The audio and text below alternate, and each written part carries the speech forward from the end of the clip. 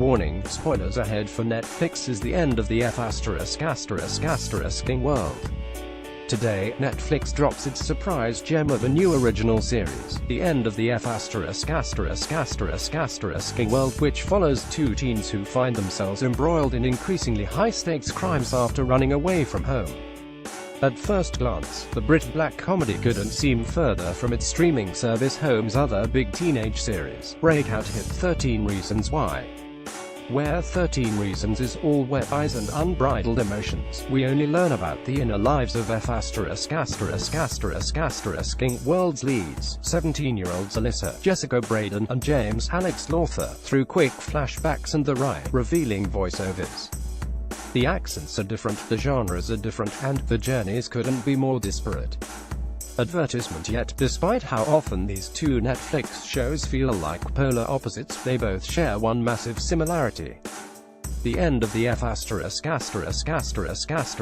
World and 13 Reasons Why are both about the aftermath of suicide.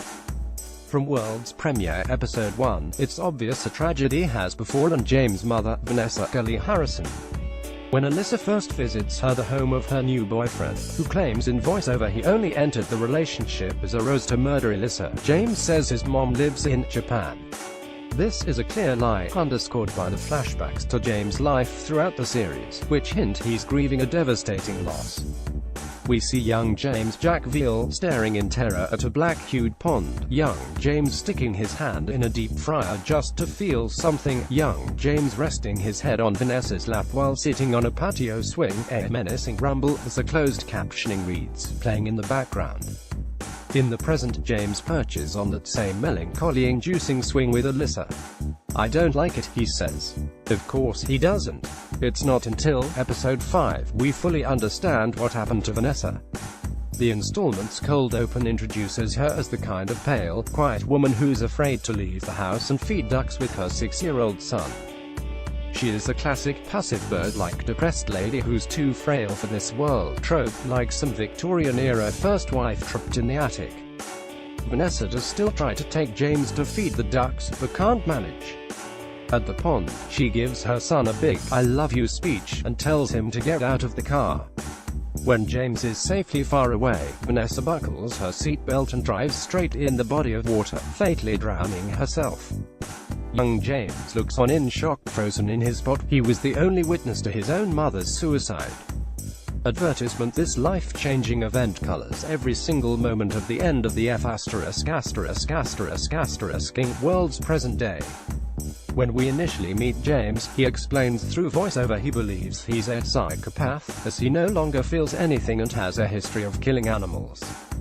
Mindhunter can tell you both of those qualities can lead to serial killer behavior. But James isn't a psychopath at all.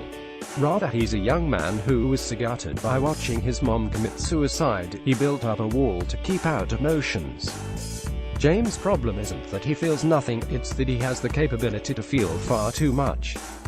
So, isn't blocking out every emotion better than getting crushed by a mountain of pain much larger than any 6-year-old child?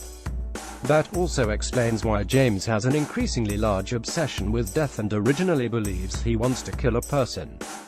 James was flung into the far reaches of the darkness in the most personal way, long before he was ready.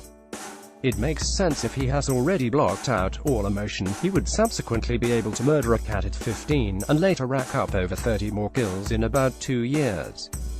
By being the one doing the killing, rather than an unwitting bystander, James is able to act as the master of death. If only for a moment, the traumatized teen is able to rewrite his own bleak history.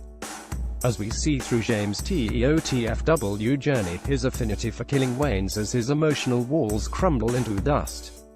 When he actually has to kill someone, it horrifies him, and by the end of the series, the idea of hurting a defenseless animal brings the teenager to actual tears. Advertisement. Although 13 Reasons Why similarly shows how teens process the grief of suicide, there is one big difference in the Selena Gomez-produced favorite. While F***ing World deals with the long-term effects of a parent's death, 13 Reasons explores the immediate chaos following a fellow teen's death.